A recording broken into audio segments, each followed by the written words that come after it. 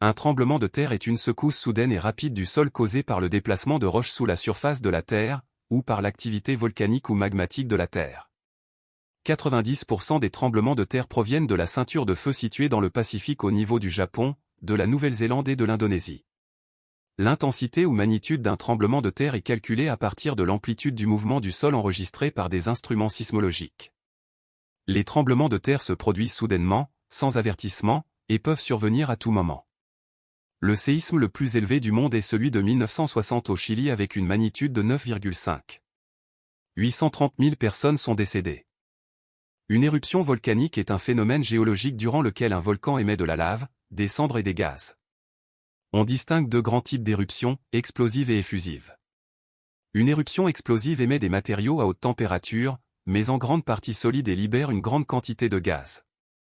Une éruption effusive rejette de la lave fluide, qui s'écoule le long des pentes.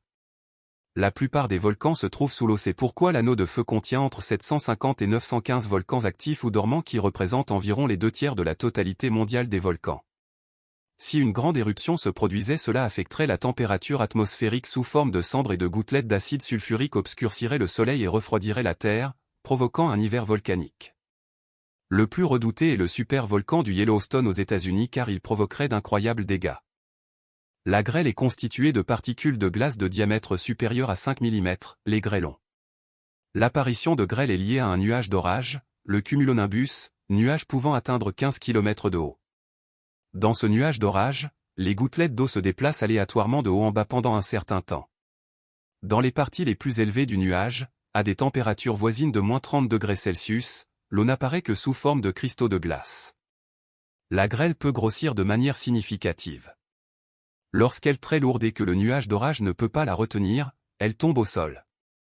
La grêle peut frapper le sol à 130 km/h. Elle peut donc provoquer des dégâts graves aux cultures, aux maisons et aux véhicules, ainsi que des blessures aux personnes et aux animaux. Un glissement de terrain ou éboulement est le mouvement de roches, débris, terre et boue sur une pente.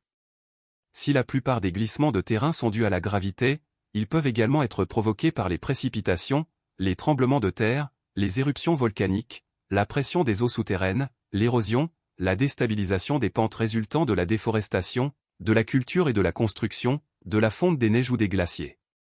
Les coulées de boue se déplacent rapidement et sont particulièrement dangereuses en raison de leur vitesse et de leur volume. Certaines coulées de boue ont été enregistrées comme atteignant des vitesses de plus de 160 km/h. On utilise le terme de cyclone pour l'océan Indien et le sud de l'océan Pacifique, Afrique, Océanie et Amérique du Sud. On parle d'ouragan pour le nord de l'océan Atlantique et le nord-est de l'océan Pacifique, Amérique du Nord et Europe. Un ouragan est une tempête tropicale dont les vents tournent autour d'un centre de basse pression. Le centre d'un ouragan est appelé l'œil. Dans l'œil d'un ouragan, il y a une zone calme de beau temps. Les ouragans prennent naissance principalement au-dessus de l'eau des océans à une température d'au moins 27 degrés. De grandes quantités d'eau s'évaporent et l'air chaud et humide monte. À mesure qu'il monte, l'air humide se refroidit et l'eau qu'il contenait se condense en énormes nuages de tempête. Pour être considéré comme un ouragan, un typhon ou un cyclone, une tempête doit atteindre des vitesses de vent supérieures à 119 km/h. Si les vents d'un ouragan dépassent les 179 km/h, il se classe en ouragan intense. Une avalanche est un déplacement rapide d'une masse de neige sur une pente provoquée par une rupture du manteau neigeux. La masse de neige peut être minime ou bien aller jusqu'à des centaines de milliers de mètres cubes. Les avalanches font partie intégrante de l'environnement montagneux, des centaines de milliers d'avalanches se produisent chaque année. On distingue 3 différents types d'avalanches, en fonction de leur mécanisme de déclenchement, les avalanches de neige meuble, les avalanches de plaques et les avalanches de glissement. Les avalanches naturelles sont déclenchées par des forces naturelles, par exemple l'accumulation de nouvelles neiges, de neige transportée par le vent ou les averses. Les augmentations rapides de température ou un rayonnement solaire soudain et intense comptent également comme des facteurs naturels de déclenchement. Les conséquences d'une avalanche sur l'environnement sont des coupures de l'eau et de l'électricité, destruction de villages, hommes et animaux ensevelis sous la neige.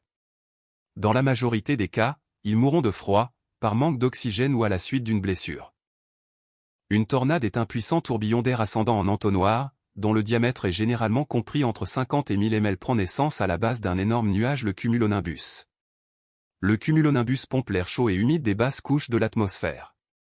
Leur durée de vie de quelques minutes à plus de 2 heures, leur trajectoire de quelques centaines de mètres à plus de 100 km. Les tornades se déplacent en moyenne à 50 km/h, mais, dans certains cas, elles dépassent 100 km/h. Certains signes peuvent annoncer l'apparition d'une tornade, dont un ciel très sombre teinté de vert ou de jaune, de fréquents éclairs et coups de tonnerre, une pluie torrentielle, de la grêle, un grondement ou un sifflement et un nuage ressemblant à un entonnoir à la base d'un nuage orageux. Avec plus de 1200 tornades subies chaque année, les États-Unis obtiennent très largement la médaille d'or au classement des pays les plus touchés par ce phénomène climatique. Il existe deux principaux types d'inondations. Les inondations par submersion sont lentes et se développent sur des heures ou des jours, tandis que les inondations soudaines se produisent par surprise, souvent en raison de très fortes pluies. La plupart des inondations se produisent lorsque le volume d'eau d'une rivière ou d'un cours d'eau dépasse la capacité de son lit. Il y a également des inondations le long des lacs et des littoraux maritimes lorsque le niveau normal de l'eau augmente au-delà du niveau des terres riveraines. Les inondations ont des conséquences dévastatrices pour les populations. De nombreuses familles perdent tout ce qu'elles possèdent. Les champs et les récoltes sont systématiquement détruits et les maisons sont dévastées. La biodiversité est aussi impactée, une partie de la faune aquatique et terrestre est emportée par les eaux, et la végétation peut être arrachée. Toutefois, les populations végétales comme animales sont capables de survivre à ce genre d'événements et se reconstituent naturellement après quelques années.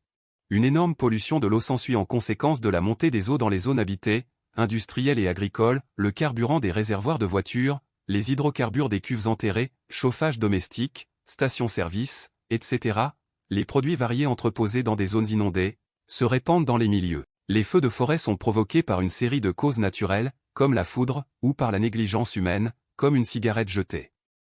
La propagation d'un feu de forêt dépend de la disposition des terrains, du combustible disponible, végétation ou bois mort, et des conditions météorologiques, vent et chaleur. Outre la perte de biodiversité et d'habitat naturel, ces incendies ont un impact sur la qualité de l'air, ce qui affecte la santé des populations locales. Les tsunamis sont de grosses vagues ou des séries de vagues générées par le déplacement rapide de grands volumes d'eau en raison d'événements sismiques, d'éruptions volcaniques, de glissements de terrain, de veillages glaciaires, d'impacts de météorites et d'autres perturbations. Tout d'abord, les côtes sont à leur état normal. Un tremblement de terre se produit, ressenti ou pas, créant une faille dans le sol qui amène la formation de la première vague. L'eau se retire puis au large, la vague se forme et se propage de part et d'autre de la faille et arrive à vive allure sur les côtes. Tout le monde se souvient du tsunami en Thaïlande en 2004 où les dégâts furent colossaux.